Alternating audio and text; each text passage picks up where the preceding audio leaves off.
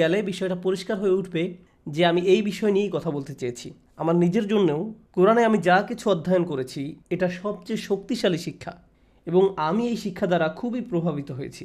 এই সূরা থেকে যা কিছু আমি অধ্যয়ন করেছি এবং যে সৌন্দর্য উপলব্ধি করতে পেরেছি তার কিছু কিছু যেন আপনাদের সাথে শেয়ার করতে পারি। এই আলোচনাটুকু সূরা ইয়াসিনের অন্তর্গত, কোরআনের ৩৬তম সূরা।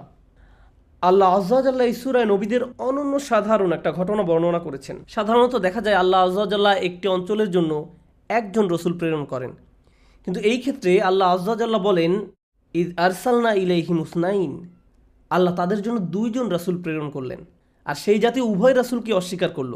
ফাআজ্জাজনা বিসালিসিন, তখন আমি তাদেরকে শক্তিশালী করলাম তৃতীয় একজনের মাধ্যমে। তো দেখা যাচ্ছে এই জাতির ঘটনা অন্য সব জাতির তুলনায় অন্যরকম ভিন্ন, কারণ তিনজন রাসূল একই সময়ে তাদেরকে ইসলামের দাওয়াত দিচ্ছেন। এই রাসূলদের প্রতি তাদের প্রতিক্রিয়া ছিল